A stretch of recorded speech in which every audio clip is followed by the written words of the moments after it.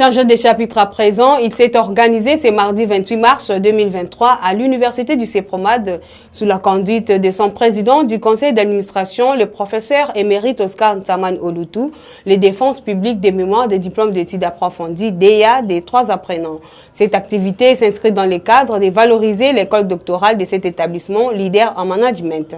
C'était au campus de l'UNIC situé dans la commune de Massina, Petro-Congo. Gabriel Luboya nous en dit plus. 3 apprenants de l'école doctorale à l'université du CEPROMAD, dont il s'agit du chef de travaux Onofumbe Oo Chujiskar, Bébé Janiembo et Chamachanga Joseph, ont défendu publiquement leur mémoire des diplômes d'études approfondies DEA en management économique. C'est mardi 28 mars 2023, tous avec la mention grande distinction. En présence du président du conseil d'administration de l'université du CEPROMAD, les professeurs émérites Oscar Ntaman Olutu, donnant les go de cette assise que les récipiendaires ont chacun à son sujet respectif démontré la recherche de son travail, suivi des séries de questions et réponses avec le membre du jury. En ce qui concerne l'identification biométrique qui se passe dans notre pays, nous avons trouvé qu'ils ont omis plusieurs aspects qui devraient aider pour que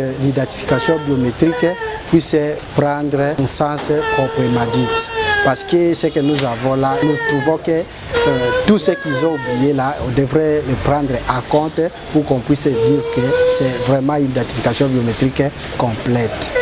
Nous avons trouvé que le gouvernement congolais devrait prendre ces aspects à question à compte, entre autres, le scannage du cerveau, le frappe au clavier, le démarche et prendre aussi l'identification biologique. C'est ce qu'ils ont oublié. Le travail a consisté à l'analyse du bilan fonctionnel et l'impact sur la santé financière de l'hôpital Joseph Ney, qui est à Kananga. En effet, ce travail a consisté à ce que les entreprises doivent procéder à analyser, à faire un examen de leur santé financière. Et cette santé financière ne peut être possible que lorsqu'on passe par la méthode descriptive du bilan. Le bilan qui est l'ensemble du patrimoine d'une entreprise à un moment donné. Mais le bilan comptable, étant donné qu'il est muet, il est scientifiquement autorisé de passer par ces analyses-là. Et pour y procéder, on passe par les bilans fonctionnels, qui est la fonctionnalité ou l'opérationnalité de certains comptes du bilan qui ont dû connaître des modifications, soit positivement, soit négativement. J'ai parlé sur la procréation médicalement assistée, regard sur la maternité pour autrui. Et dans cette pratique, il y a un problème qui se pose selon notre droit. Parce que selon le législateur congolais, dans l'article 595, il dit que la filiation maternelle ou bien le fait que la femme mette au monde, automatiquement l'enfant appartient à cette dame-là. Mais avec le système de la procréation médicalement assistée, il y a un problème qui se pose.